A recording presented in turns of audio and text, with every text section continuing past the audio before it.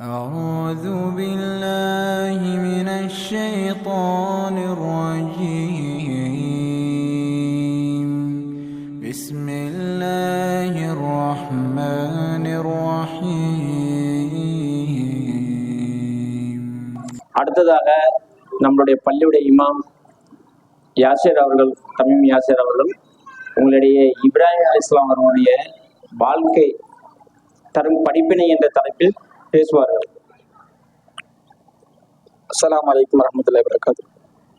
எல்லாம் வல்ல அல்லாஹ்வின் அடியார்களே, அன்பார்ந்த சகோதர சகோதரிகளே, பெரியவர்களே, முன்மாதிரி இப்ராஹிம் அலைஹிஸ்ஸலாம் என்னும் தலைப்பை தேர்வு செய்து 10 மாத காலத்திற்கு தொடர் பிரச்சாரம் செய்ய வேண்டும் என்ற அடிப்படையில் தமிழகம் எங்கும் தொடர்ச்சியாக பயான்களை நாம் செய்து வருகிறோம். அதனுடைய ஒரு அடிப்படையில் தான் இந்த பயான் நிகழ்ச்சியும் ஏற்பாடு செய்யப்பட்டிருக்கு. இப்ப 10 மாத காலத்திற்கு இப்ராஹிம் அலைஹிஸ்ஸலாம் அவர்களுடைய வரலாற்றை நாம் மக்களுக்கு எடுத்து சொல்ல வேண்டும் என்று இந்த அஜெண்டாவை அறிவித்ததிலிருந்து அதிகமான மக்கள் ஆர்வமாக இப்ராஹிம் நபி அவர்களை பற்றி அறிந்து கொள்கிறார்கள்.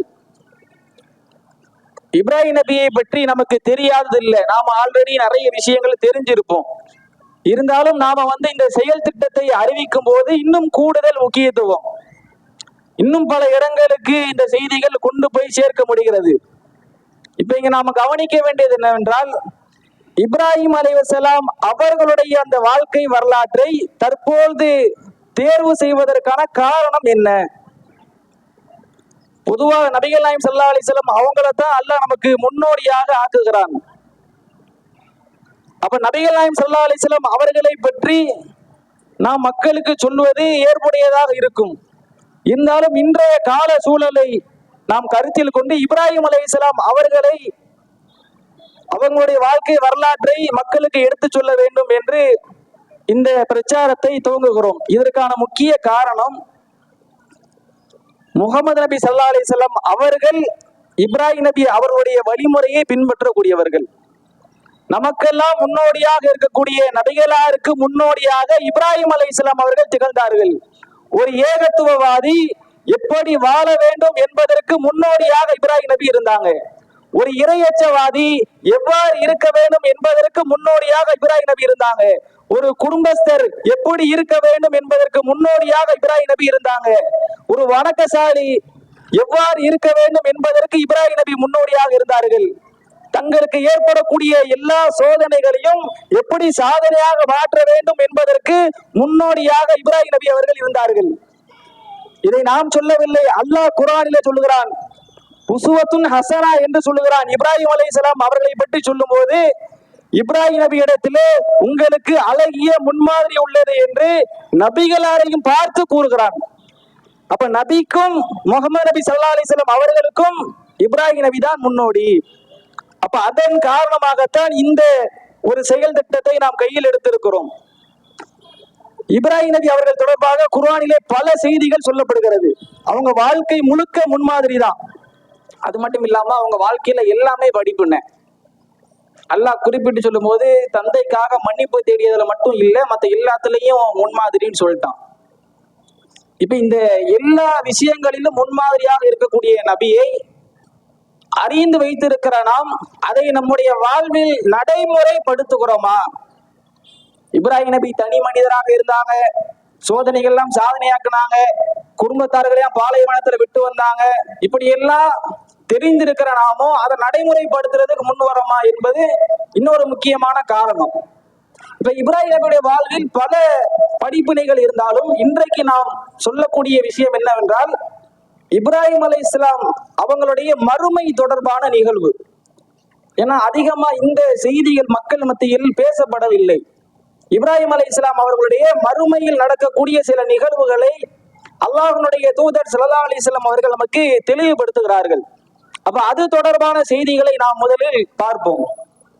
இப்ப முதல்ல நாம இந்த உலகத்தில் வாழ்கிறோம். இந்த உலகத்தை பற்றி இறைவன் ஒரு அறிமுகத்தை நமக்கு கொடுக்கிறான். வலக்கும் ஃபில் அர்தி முஸ்தகர்ரு வமத்தாஉன் இலா ஹீன், உங்களுக்கு இந்த உலகத்தில் குறைந்த காலத்திற்கு, குறைவான காலத்திற்கு வாழ்க்கையும் வசதியும் வழங்கப்பட்டு இருக்கிறது. அப்ப உலக வாழ்க்கை என்பது நிரந்தரமானது இல்லை, இங்கேயே நீடித்து நிலை பெற்று வாழ்ந்துரும் என்பது இல்லை, கொஞ்ச நாளைக்கு தான் வாழ போறோம். இது இறைவன் ஏற்படுத்தியிருக்கிற ஒரு நியதி. இன்னும் அல்லாஹ் குர்ஆன்ல சொல்லும் போது குல்லு நஃப்ஸின் தாஇகத்துல் மவுத், ஒவ்வொரு ஆத்மாவும் மரணத்தை சுவைக்கும், எல்லாரும் மரணிக்கிறவங்க தான். உலகமும் ஒரு நாள் அழிக்கப்பட்டு விடும், உலகத்தில் உள்ள எல்லா பொருளும் அழிக்கப்பட்டு விடும். அப்ப இந்த உலகம் என்பது நிரந்தரமானது இல்லை. இந்த உலகத்திற்கு பிறகு மறுமை என்ற வாழ்க்கை இருக்கிறது, சொர்க்கம் நரகம் என்ற வாழ்க்கை இருக்கிறது, அதுதான் நிரந்தரமான வாழ்வு என்று அல்லாஹ் குர்ஆனிலே சொல்கிறான். அப்ப அந்த நிரந்தரமான வாழ்விற்கு நாம் செல்ல வேண்டும் என்று சொன்னால் இந்த உலகத்தில் நல்ல முறையில வாழ்ந்திருக்கணும். இந்த உலகத்தில் அல்லாஹ் சொல்லி தந்த அடிப்படையில் நாம் வாழ்ந்திருக்க வேண்டும். இன்னைக்கு நம்முடைய குடும்பத்தார்கள், உறவினர்கள் எத்தனையோ நபர்கள் மரணித்திருப்பார்கள். அவங்களை எல்லாம் நீங்க கொஞ்சம் கற்பனை செஞ்சு பாருங்க, இன்னைக்கு அவங்க என்ன செஞ்சு கொண்டு இருக்கிறாங்க. இந்த தருணத்தில் நம்மை பெற்றெடுத்த தாய், நமக்கு பிறந்த பிள்ளை, நம்மோடு பிறந்த சகோதரன் சகோதரி, இவங்கெல்லாம் மரணத்தை அடைந்திருந்தால் அவர்களுடைய இன்றைய நிலை என்ன? அப்ப அவங்க எல்லாம் மறுமையை நோக்கி போய்விட்டார்கள், நாமும் போக போகிறோம். அப்ப அந்த மறுமையிலே நாம் நல்ல முறையில் இருக்க வேண்டும் என்று சொன்னால் இந்த உலகத்தில் இறைவன் சொன்ன அடிப்படையில் வாழ வேண்டும். அப்படி வாழ்வதற்குத்தான் இப்ராஹிம் நபி அவர்கள் பாடுபட்டார்கள். இப்ராஹிம் அலைஹிஸ்ஸலாம் அவர்கள் கஷ்டப்பட்டார்கள். இன்னும் அல்லாஹ்விடத்திலே இதற்காக பிரார்த்தனையும் செய்தார்கள். மறுமை நாளிலே இறைவா எனக்கு நீ இழிவை ஏற்படுத்தி விடாதே. இப்ராஹிம் நபியுடைய பிரார்த்தனையில் இந்த பிரார்த்தனையும் ஒன்று, மறுமையில் இழிவை ஏற்படுத்தி விடாதே. ஏனென்று சொன்னால் அந்த மறுமை நாள் என்பது ரொம்ப கடுமையான துன்பத்திற்குரிய ஒரு நாள். அந்த நாளை பற்றி அதிகமான வர்ணனைகள் குர்ஆன்ல சொல்லப்படுது. நீங்க குர்ஆன்ல கடைசி பகுதியில உள்ள சூறாக்களை எல்லாம் எடுத்து பாருங்க, அதிகமா இது பத்தி தான் அல்லாஹ் பேசுவான். மறுமையினுடைய நிகழ்வு, மறுமையினுடைய கொடுமை, வானம் பிளக்கப்படும், நட்சத்திரங்கள் உதிர்க்கப்படும், கடல்கள் தீமூட்டப்படும், பூமியெல்லாம் இல்லாம ஆயிடும், சுக்குநூறாயிரும், மலைகள் உடைஞ்சிடும், இப்படின்னு பல வர்ணனைகளை பற்றி அல்லாஹ் குர்ஆன்ல பேசுறான். அந்த மறுமை நாளுடைய கொடுமை இன்னும் அல்லாஹ் குர்ஆன்ல சொல்லும் போது, உலகத்தில் எதை நாம் மிக உயர்ந்த ஒன்றாக கருதுமோ அதை கூட மறுமையில் அற்பமாக பார்ப்போம். இன்னைக்கு பிரசவ அந்த வலி இருக்குல்ல, இதைத்தான் மனிதன் உயர்ந்த ஒரு துன்பமாக பார்க்கிறான். அறிவியலும் அப்படித்தான் சொல்லுது. பெண்கள் தன்னுடைய பிள்ளையை ஈற்றெடுக்கக்கூடிய அந்த நாளில் கடுமையான துன்பத்திற்கு ஆளாகிறாங்க. அதை எப்படி அவங்க வரையறை செய்யறாங்கன்னா, கிட்டத்தட்ட 20 எலும்புகளை உடைக்கும் போது வரக்கூடிய வேதனைன்னு சொல்றாங்க. இன்னும் சொல்ல போனால் ஒரு மனிதன் எந்த வேதனையை அடைந்தால் மரணத்தை அடைந்து விடுவானோ அந்த வேதனையை ஒவ்வொரு தாயும் பிரசவத்தின் போது அனுபவிக்கிறாங்க என்று மருத்துவ உலகம் சொல்கிறது. ஆனால் அந்த மறுமை நிகழ்வு ஏற்படும் போது, அந்த மறுமை நாளிலே ஒரு தாய் தன்னுடைய பிரசவத்தை தானே ஈற்று விடுவாள். அப்ப எவ்வளவு பெரிய கொடுமையா இருக்கும் பாருங்க. இதுதான் கடுமையான வழி, ரொம்ப கொடூரமானது இப்படின்னு நாம சொல்லி கொண்டு இருக்கிறோம். இந்த வேதனை நமக்கு வந்தால் ஆண்களாக இருந்தால் மரணத்தை அடைந்து விடுவார்கள், அந்த அளவுக்கு துன்பம். அப்படிப்பட்ட துன்பத்தை மறுமையிலே ஒரு மனிதன், ஒரு பெண்மணி மிக இலகுவானதாக பார்ப்பாங்க.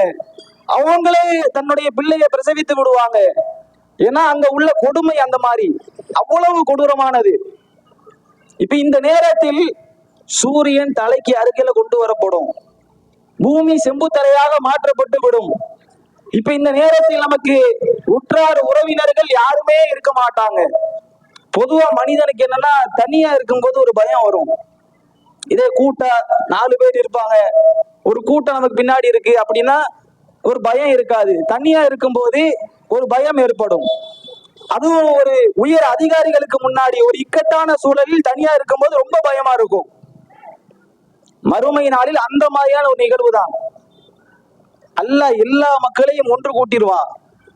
அந்த நேரத்தில் யாருமே தனக்கு உதவிக்கு வர மாட்டாங்க, யாருமே நமக்கு பரிந்துரைக்கு முன் வர மாட்டாங்க. அல்லாஹ்விற்கு முன்பாக ஒவ்வொரு குற்றவாளியும் ஒவ்வொரு ஏகத்துவவாதியும் அனைவரும் தனித்து விடப்படுவார்கள். குர்ஆன்ல அல்லாஹ் சொல்லும் போது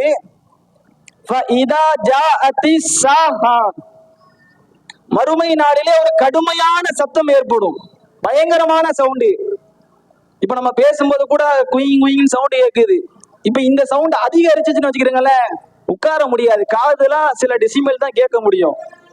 இது கொஞ்சமா இருக்கனால பிரச்சனை இல்ல, அதிகரிச்சிருச்சு பயங்கரமான சவுண்ட்னா காது கேட்க முடியாது.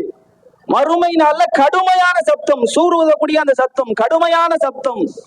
யௌம யஃபிர்ருல் மர்உ மின் அஹி வ உம்மிஹி வ அபீ வ ஸாஹிபதிஹி வ பனீ. அந்த நாளிலே ஒரு மனிதன் தன்னுடைய சகோதரனை விட்டு விரண்டோடுவான், தாயை விட்டு விரண்டோடுவான், தந்தையை விட்டு விரண்டோடுவான், பிள்ளை மனைவி அனைவரையும் விட்டு விரண்டோடுவான். யாரும் யாருக்கும் துணைக்கு வர மாட்டாங்க. வலா யஸ்அலு ஹமீமுன் ஹமீமா, எந்த நண்பனும் எந்த நண்பனையும் விசாரிக்க மாட்டான். உலகத்துல குடும்பத்தார்களை விட நட்புக்கு முக்கியத்துவம் கொடுக்கக்கூடிய அதிகமான மக்கள் இருக்கிறாங்க. இதுல டைலாக் இளைஞர்கள், நானா மூத்தா போயிட்டேன்னா என்னைய தூக்கிட்டு போறதுக்கு எங்க அம்மா அத்தாவெல்லாம் வரமாட்டாங்க, என் மச்சான் தான் வருவான், என் ஃப்ரெண்டு எல்லாம் வருவான், இப்பெல்லாம் சொல்லுவாங்க. உலகத்துல வருவான் தா, மறுமையில வருவானா? வலா யஸ்அலு ஹமீமுன் ஹமீமா, யாரும் மறுமையில வரமாட்டாங்க. எந்த ஒரு பரிந்துரையாளர்கள் கிடையாது. நல்லா இருக்கிறீங்களா, சொர்க்கத்துக்கு போகணுமா, உங்களுக்கு சிபாரிசு வேணுமா, என் நன்மையில இருந்து கொஞ்சம் வச்சுக்கிறீங்க, உங்களுக்கு நான் உதவி பண்றேன், அப்படி எல்லாம் கிடையாது. மாறா எப்படி இருப்பாங்க தெரியுமா? யுபஸ்ஸரூனஹும் யவத்துல் முஜ்ரிமூன் லவ் யஃப்தரி மின் அதாபி யௌமிஇதின் பிபனி வ ஸாஹிபதிஹி வ அஹி வ ஃபஸீலதிஹி அல்லதி துவி வ மன் ஃபில் அர்தி ஜமீஆ சும்ம யுன்ஜி.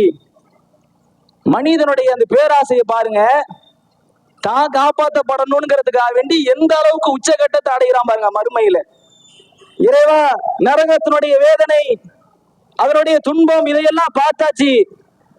இப்ப என்கிட்ட ஒரு ஐடியா இருக்கு, ஒரு ஒப்பந்தம் போட்டுக்கிடுவோம், ஒரு டீலிங் போட்டுக்கிடுவோம். இந்த நரகத்துல இருந்து நீ என்னை காப்பாத்திடியா அல்ல, இதுல இருந்து என்னை நீ விடுவிச்சிரு. இதுக்கு பகரமா என்னுடைய மனைவி, என்னுடைய பிள்ளை, என்னுடைய சகோதரன், என்னுடைய உறவினர்கள், இவங்களை எல்லாம் நரகத்துல போட்டு நீ கொடுமைப்படுத்து. இந்த உலகத்துல திருமணத்துலதான் மனுஷன் தடுமாறிடுறான். ஒரு பெண்ணுக்காக வேண்டி ஏகத்துவத்தை விட்டு ஓடுறான். இப்படிப்பட்டவன் சொல்லுவான், அழகான மனைவி, அன்பான மனைவி, என் மனைவி மாதிரி வேற மனைவியே கிடையாதெல்லாம் வர்ணனை சொல்லக்கூடியவன் மறுமையில சொல்லுவான், அந்த மனைவியை முதல்ல தூக்கி நரகத்துல போடு, என்னைய காப்பாத்தியா அல்ல. என் பிள்ளை இருக்கா, பல வருஷங்கள் கஷ்டப்பட்டு பெற்ற பிள்ளை, அந்த பிள்ளை கேட்டானுங்கிறதுக்காண்டி எல்லாத்தையும் செஞ்சேன். அந்த பிள்ளை இப்படி திருமணம் பண்ணேன்னு சொன்னாங்க, நான் செஞ்சேன். அந்த பிள்ளை ஆசைப்பட்டான்னு சொல்லி எல்லாத்தையும் நான் அவனுக்கு வாங்கி கொடுத்தேன். அந்த பிள்ளையை தூக்கி நரகத்துல போடு, மறுமையில சொல்லுவான். சொந்த பந்தங்கள், இன்னைக்கு யாருக்காக வேண்டி நாம மார்க்கத்தை உடைக்கிறோமோ, தூக்கி வீசுகிறோமோ, என் சொந்தம் அப்படி சொல்லிரும், சொந்தம் மகச்சிரும், சொந்தக்காரங்களை விட்டுட்டு எப்படி போறது, இப்படி எல்லாம் யாருக்காக வேண்டி இஸ்லாத்தை தூக்கி வீசுறோமோ அந்த சொந்தக்காரனை மறுமையில இந்த மனிதன் சொல்லுவான், அந்த சொந்தத்தை எல்லாம் தூக்கி நரகத்துல போடு. இவங்கெல்லாம் பத்தலையா? உலகத்துல ஆதம் அலைஹிஸ்ஸலாம் அவங்க காலத்துல இருந்து இன்று வரைக்கும் ஏராளமான மக்கள் இருக்கிறாங்க. எல்லாத்தையும் தூக்கி போட்டுறியா அல்ல, என்னைய மட்டும் நீ காப்பாத்திடு. இப்படி மறுமையில போய் நிக்கக்கூடிய நிகழ்வு இது ஏதோ சாதாரண மனிதருக்கு ஏற்படக்கூடிய நிகழ்வு கிடையாது. இப்ராஹிம் அலைஹிஸ்ஸலாம் அவங்களுக்கும் இந்த நிகழ்வு தான். இந்த நேரத்துல எங்களுக்கு ஒரு பரிந்துரையாளர் வேணுமே, சிபாரிசு செய்யணுமே, என்ன செய்யறது? மக்கள் எல்லாம் கூடி பேசிக்கிடுவாங்க, வாங்க நம்மள நபிமார்கள்ட்ட போவோம். சாதாரண மனிதர்களுக்கு எல்லாம் அதான் முடியாது, பேசாம நபிமார்கள்ட்ட போய் கேட்போமே, வாங்க நபிட்ட போவோம். ஆதம் அலைஹிஸ்ஸலாம் போறாங்க, முதல் மனிதர் போய், நீங்க தான் முதல் மனிதர், அல்லாஹ் உங்களை தன்னுடைய கரத்தால படைச்சான், உங்களை சொர்க்கத்துல விட்டான், வானவர்கள்லாம் உங்களுக்கு பணிச்சாங்க, எங்களுக்காண்டி கொஞ்சம் பார்த்து இறக்கம் காட்டுங்களேன், சிபாரிசு பண்ணுங்களேன், அல்லாட்ட கொஞ்சம் பேச்சுவார்த்தை நடத்துங்களேன். அவங்க என்ன சொல்லுவாங்க, இங்க ஏன் நிலைமை என்னன்னு தெரியலையப்பா, அல்லாஹ் எனக்கு உங்களுக்காவது பல கட்டளை, அதை செய், இதை செய், அதை செய்யாது, இது செய்யாதுன்னு. எனக்கு ஒரே ஒரு கட்டளை, மரத்தை நெருங்காதுன்னு. அதையே நான் காப்பாற்ற முடியாம இங்க வந்து நிற்கும் போது உங்களுக்கு எங்க நான் வந்து உதவி செய்யறது? லஸ்து ஹுனாக்கும், நீங்க நினைக்கிற இடத்துல நான் இல்லப்பா. நீங்க வேணா என்ன செய்யுங்கன்னா நூஹ் அலைஹிஸ்ஸலாத்தை போங்க அப்படின்னு வழிகாட்டி விடுறாங்க. அடுத்து அவங்கள்ட்ட போறாங்க. நூஹ் அலைஹிஸ்ஸலாம் இதே பதில் தான், முடியாது. அவங்க என்ன செய்வாங்கன்னா உலகத்துல தன்னுடைய பிள்ளைக்காக வேண்டி ஒரு துவாவை கேட்டுருவாங்க. இறைவா, என்னுடைய பிள்ளை என் குடும்பத்தை சார்ந்தவன் இல்லையா, என் குடும்பத்தை நீ காப்பாத்துவேன்னு சொல்லலையான்னு சொல்லி துவா செஞ்சிருவாங்க. அப்ப அல்லாஹ் அதை கண்டிப்பா, அவன் குடும்பம் எல்லாம் கிடையாது, உன் குடும்பத்துல நம்பிக்கை கொண்டவங்களை தான் நான் காப்பாத்துவேன்னு சொன்னேன், நீ அறிவில்லாம என்கிட்ட பிரார்த்தனை செய்யாதுன்னு நல்லா கண்டிச்சிருவான். அதை சொல்லி காட்டுறாங்க. இந்த மாதிரி ஆகி போச்சு, நான் எப்படி உங்களுக்கு பரிந்துரை பேச முடியும்? இன்னைக்கு என் நிலைமையே மோசமா இருக்கு. இவங்க எல்லாம் சொல்லும் போது என்ன வார்த்தையை பயன்படுத்துவாங்கன்னா, இன்றைய நாளிலே இறைவன் கடுமையான கோபத்தில் இருக்கிறான், இதுக்கு முன்னாடி இப்படி கோவப்பட்டது கிடையாது, இதுக்கு பின்னாடி இப்படி கோவப்பட போறது கிடையாது. அந்த அளவுக்கு கோபம். ஆது சமுதாயத்தை அழிச்சான்ல, ஃபிரௌன் அழிச்சான்ல, எவ்வளவோ கூட்டத்தார அல்ல அழிச்சிருக்கிறான். அந்த அழிவு கோபம் என்பது கொடூரமானது. அதை விட கடுமையான கோபமா ஒரு சமுதாயத்தையே அல்ல அழிச்சிருக்கிறான். அதெல்லாம் சாதாரண ஒரு கோபம். அதை விட கடுமையான கோபம் மறுமையில. எல்லாரும் கைவரிச்சிருவாங்க. அப்ப அவங்க சொல்லுவாங்க, நீங்க வேணா கலீல்கிட்ட போங்கல்ல, அல்லாஹ்வுடைய கலீல்கிட்ட, அல்லாஹ்வுடைய ஃப்ரெண்டு. நாமெல்லாம் அப்படி இல்லை, நீங்க வேணா அவர்கிட்ட போங்க. அவரை கை காட்டி விட்டுருவாங்க. அங்க போறாங்க இப்ராஹிம் அலைஹிஸ்ஸலாம் அவங்கள்ட்ட. அந்த நபி எல்லாம், நீங்க அல்லாஹ்வுடைய நபியாக இருக்கிறீங்க, இன்னும் கலீலுஹு அவருடைய நண்பராகவும் இருக்கிறீங்க, பார்த்து ஏதாவது பண்ணி விடுங்களேன், எனக்காண்டி பரிந்துரை செய்யுங்களேன்.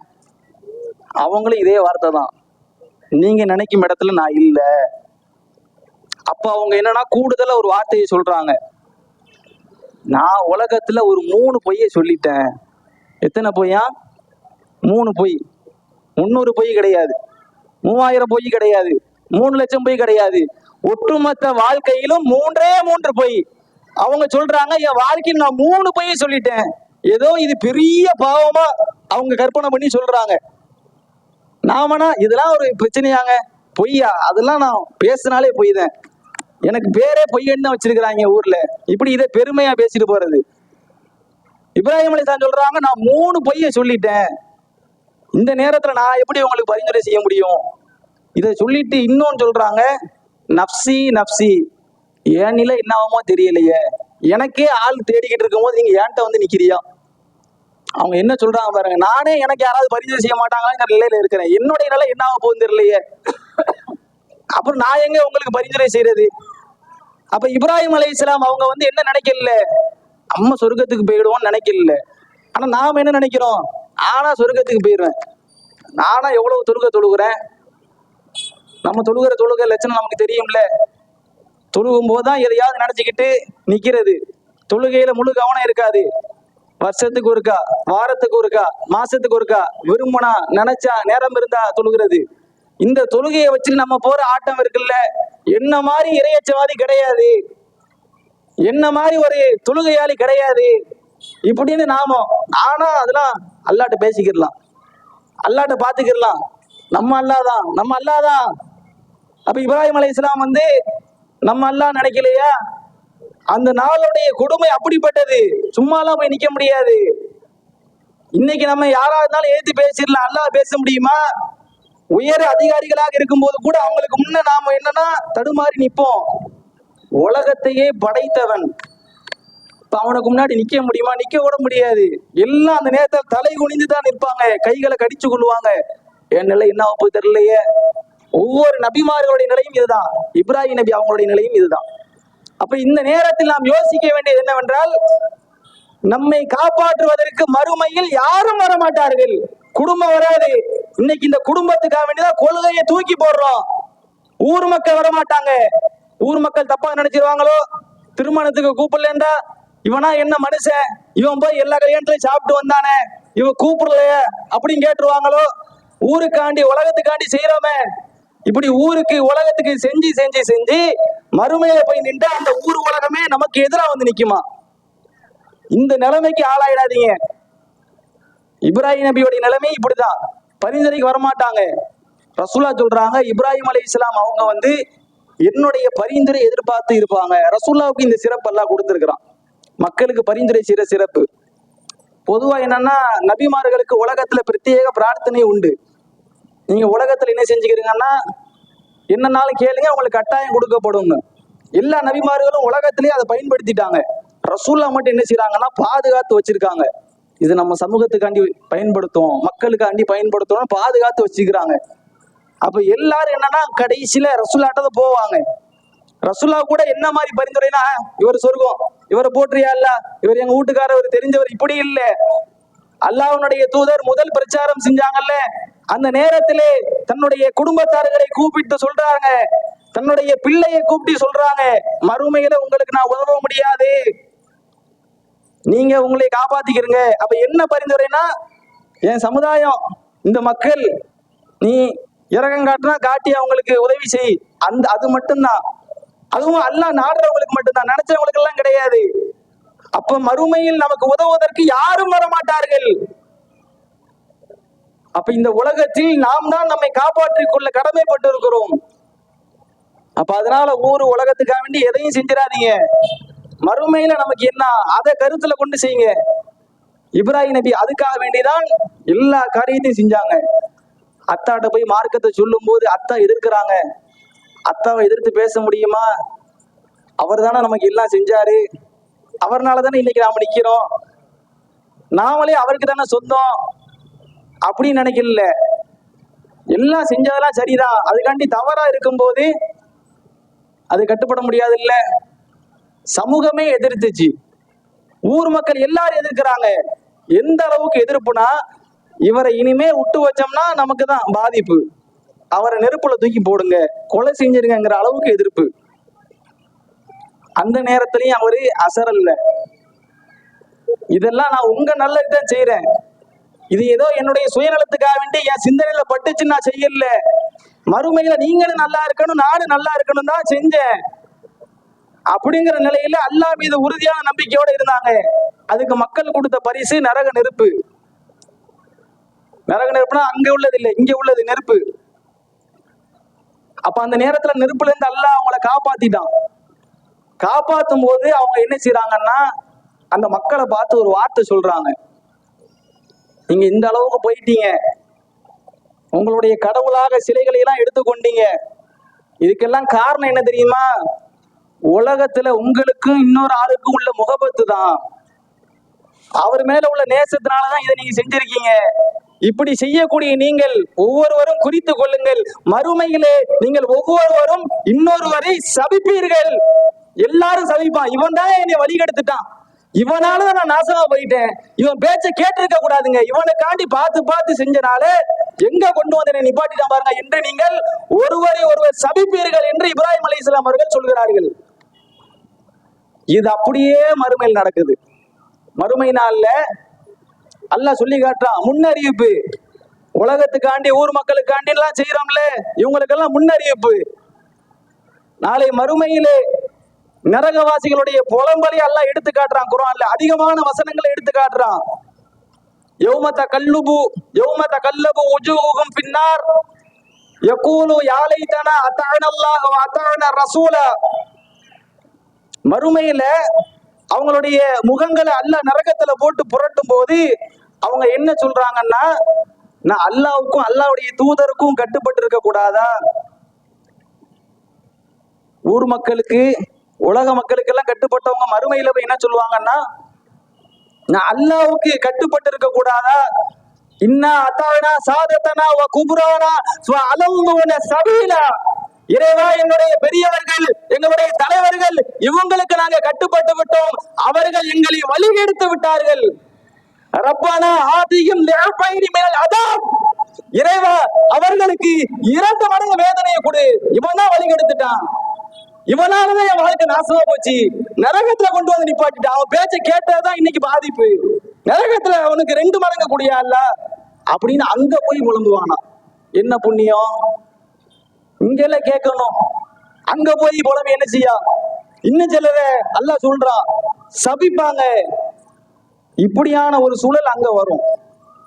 அதைத்தான் இப்ராஹிம் நபி சொன்னாங்க. இன்னைக்கு நீங்க சில காரியங்களை எல்லாம் செய்றீங்களப்பா, இதுக்கெல்லாம் காரணம் என்னன்னா ஒருவருக்கு இன்னொரு மேல உள்ள முகபத்து.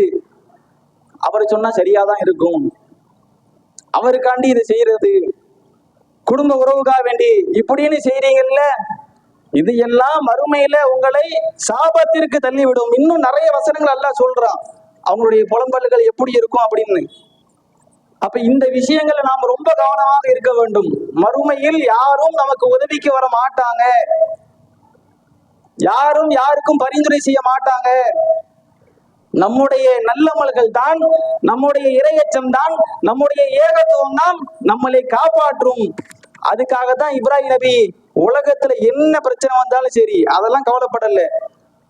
ஊரே எதிர்க்குன்னா அவங்க பேச்சை கேட்டுட்டு போக வேண்டியதானே. எதுக்கு அவங்க எதிர்த்து நிக்கிறாங்கன்னா, மறுமையில நாசமா போயிட்டா முடிஞ்சு போச்சு, இந்த உலகத்துல எதுக்கு வாழ்றது, சொர்க்கம் போகணும் தானே வாழ்றோம், எல்லாரும் சொர்க்கம் போகணும் தானங்க வாழ்றோம், நரகத்துக்கு போகணும் யாரும் ஆசைப்படுறோமா? பாவிகளாகவே இருக்கட்டும், பாவமே செய்யட்டும், அவங்களுக்கு என்ன ஆசை, நானும் சொர்க்கம் போகணும் தான். ஆசைப்பட்டா முக்கியம் இல்லை, அந்த ஆசையை குழி தோண்டி புதைக்கின்ற வகையில் நடக்கக்கூடாது இல்ல. அப்ப அந்த நிலையில் நாம் இருந்தோம் என்றால் சொர்க்கம் கிடைக்காது. அப்ப இதுல நாம் ரொம்ப கவனமாக இருக்க வேண்டும். அதே போல இப்ராஹிம் அலைஹிஸ்ஸலாம் அவங்க அந்த பொய் தொடர்பாக சொல்றாங்கல்ல, அதுவும் நாம கவனிக்கணும். அவங்க வாழ்க்கையில 3 பொய் தான் சொல்லி இருக்கிறாங்க. ரசூலுல்லாஹ் அதை பத்தி விளக்கும் போது அதுல 2 அல்லாஹ்வுடைய மார்க்கத்துக்காக வேண்டி சொன்னது, ஒண்ணு தன்னுடைய குடும்பத்தை காப்பாத்துறதுக்காண்டி சொன்னது. மக்கள்லாம் ஒரு தீய சபைக்கு அழைக்கும் போது நான் நோயாளி அப்படின்னு சொல்லிடுறாங்க. இப்படி சொல்லியாவது அதை தவிர்க்கிறதுக்கு முயற்சி செய்யலாம். ஆனா நம்மால என்ன செய்யறது இல்ல, வாங்க சேர்ந்து போவோம், வரதட்சணை திருமணம், வெக்கமே இல்லை, பெண்கள்கிட்ட வாங்குறமே, பெண்களை கொடுமைப்படுத்துறமே, இதனால பெண்களுடைய வாழ்க்கை நாசமா போகுது, எவ்வளவு செயல்கள். இன்னைக்கு இதெல்லாம் குறைஞ்சிருக்குன்னா அதை புறக்கணிச்சதனுடைய காரணம் தான். ஆரம்ப காலத்துல எவ்வளவு நிகழ்வுகள் நீங்க எல்லாம் பாருங்க. இப்போ கூட சில ஊர்கள்ல பார்க்கலாம், சில பெண்மணிகள் என்ன செய்யறாங்கன்னா, குமர் வச்சிருக்கேன் அப்படின்னு ஒரு லெட்டர் பேட்டை தூக்கிட்டு வராங்க. பள்ளிவாசலுடைய அறிவிப்பு, இவருக்கு குமர் இருக்கு, காசு கொடுங்க, குமர் வச்சிருக்கேன் காசு போடுங்க, அதை கரையேற்றணும், வேற வழி இல்லை, கணவன் இல்லை, அந்த குழந்தைய நினைச்சு எனக்கு ரொம்ப வருத்தமா இருக்கு, காசு கொடுங்க காசு கொடுங்க, ஒவ்வொரு பள்ளிவாசலாக ஏறி ஏறி போறாங்க. இதுக்கெல்லாம் யாரு காரணம்? இதுல நம்முடைய மனைவி இருந்தாங்கன்னு நம்முடைய நிலைமை யோசிச்சு பாருங்க. நம்முடைய பிள்ளை இருக்கிறாங்க, நம்முடைய சொந்தக்காரங்க இருக்கிறாங்க, ஊர் ஊரா போய் கையேந்திட்டு நிக்கிறாங்க.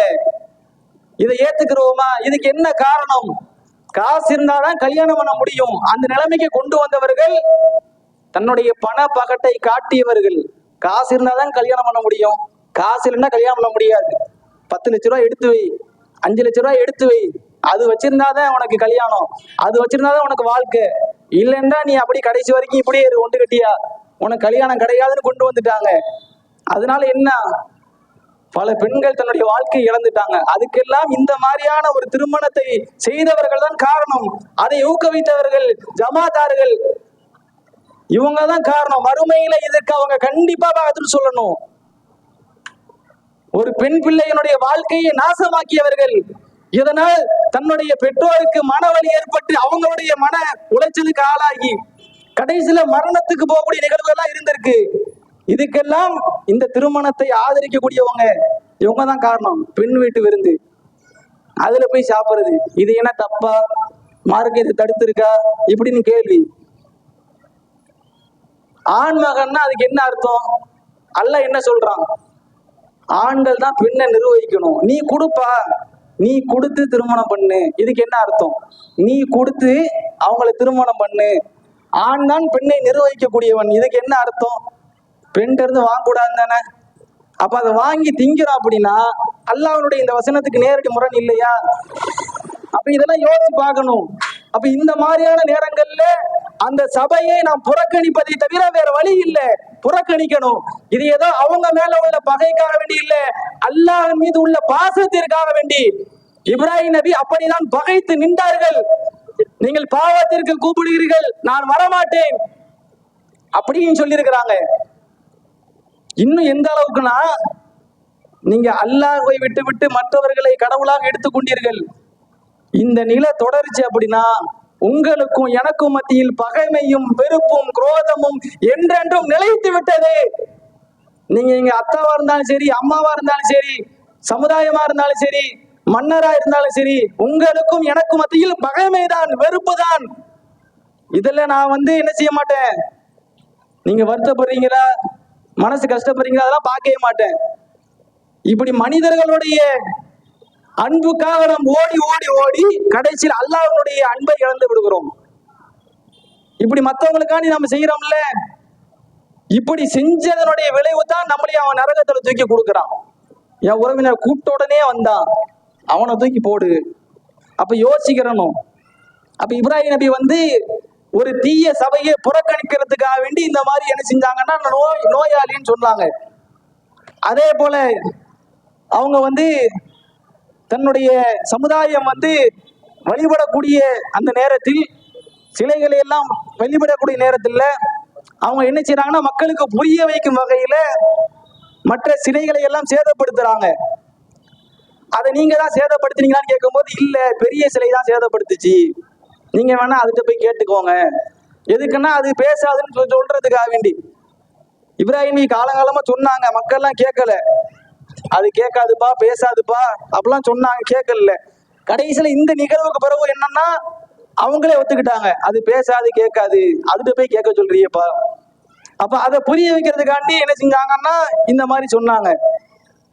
அதே போல மூணாவது தருணம், அவங்களும் அவங்களுடைய மனைவியும் ஹிஜ்ரத் பண்ணி போகும்போது ஒரு தீய மன்னன் அவன் என்ன செய்யறான்னா இவங்களுடைய மனைவிக்கு தொல்லை தரும் வகையில, அவங்களுக்கு பாதிப்பு ஏற்படுத்த வேண்டும் என்ற வகையில செயல்படுறான். அப்ப அந்த நேரத்தில் என்ன சொல்றாங்கன்னா, அது என்னுடைய சகோதரின்னு சொல்லிடுறாங்க. அப்ப இந்த தருணங்கள்ல தான் என்ன செஞ்சிருக்காங்கன்னா பொய் சொல்லியிருக்கிறாங்க. இப்ப இது என்னன்னா பொய் அப்படின்னு நமக்கு மேலோட்டமா பார்க்க தெரிஞ்சாலும் இது மார்க்கம் ஒரு தடையான ஒரு பொய்யாக சொல்லல. ஏன்னா அல்லாஹ் குர்ஆன்ல சொல்லும் போது, இன்ன இப்ராஹிம் ஆகிறவர் சித்தீகன் நபியா, அவர் உண்மையாளராகவும் நபியாகவும் இருந்தார். அல்லாவே சான்றளிக்கிறான், இப்ராஹிம் உண்மையாளர்.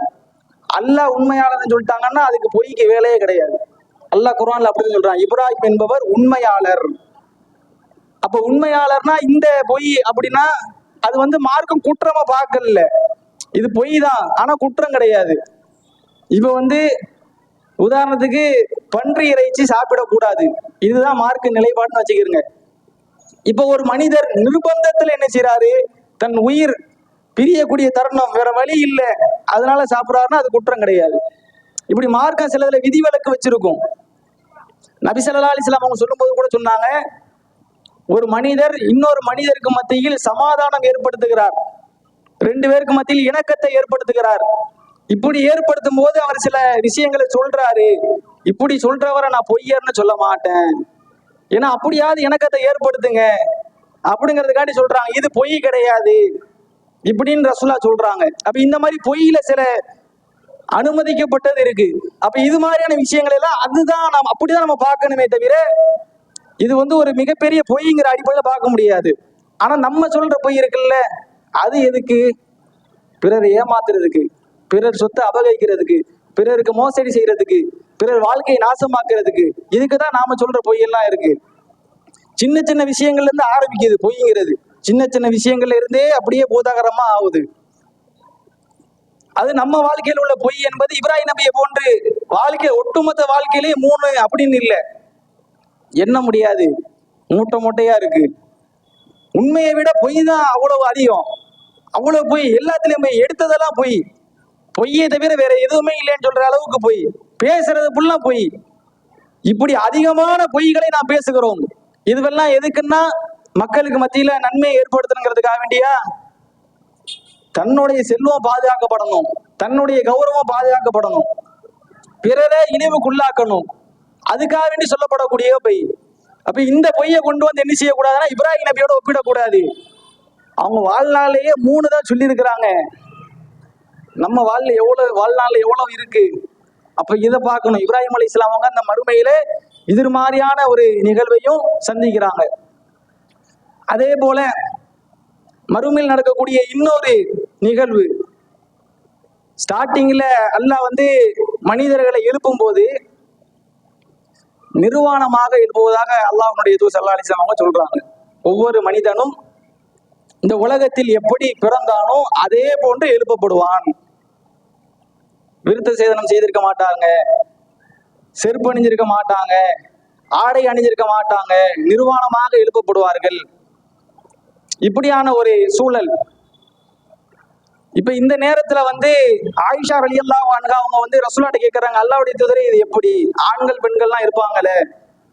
அப்ப ரசூலுல்லாஹ் சொல்றாங்க, அது மறுமை நாள் என்பது நாம கற்பனைக்கு எட்டாதது.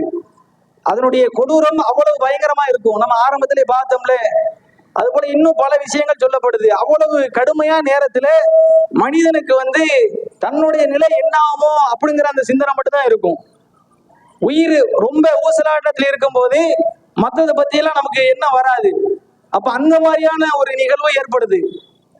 அப்ப அல்லாஹ் என்ன செய்யறான்னா, இப்ராஹிம் அலைஹிஸ்ஸலாம் அவங்களுக்கு கௌரவம் அளிக்கிறான்.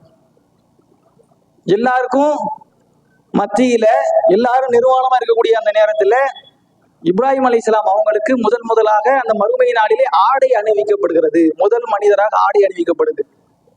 எவ்வளவு பெரிய கௌரவம் பாருங்க. இன்னைக்கு உலகத்துல எதை நாம விருப்பம், இந்த மான விஷயங்கிறது மற்றதை விட ரொம்ப உயர்ந்ததை நாம பார்க்கிறோம்.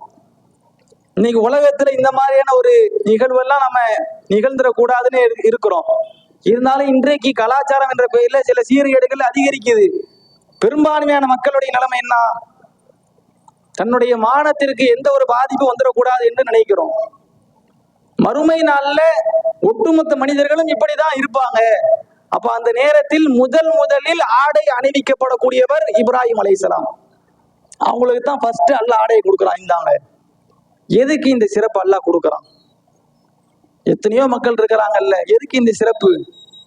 அவங்க வாழ்க்கையில செஞ்ச தியாகம், அது போல அவங்க செஞ்ச பிரார்த்தனை, மறுமையில நீ இழிவாக்கிறாத அப்படின்னு கேட்டாங்கல்ல, அந்த பிரார்த்தனை, உலகத்துல உள்ள அவங்க செஞ்ச தியாகம், அந்த தியாகத்துக்கு முன்னுவாங்க. அதுக்கு தான் இந்த பிரச்சாரம். ஏதோ இன்னைக்கு பேசிட்டோம் நாளைக்கு இது முடிஞ்சிருச்சு அப்படி இல்லை, பேசுறத செயல்படுத்தணும். இப்ப இந்த செய்தி ஏதோ நாம புதுசா எல்லாம் உங்களுக்கு சொல்லல. இந்த செய்தி தெரியாதா? இந்த செய்திலாம் எனக்கு எப்பவுமே தெரியும், பேசினாதான் பேசுறாங்க, இது தெரியாததா, இது புது செய்தியா இப்படின்னு கூட இருக்கலாம்.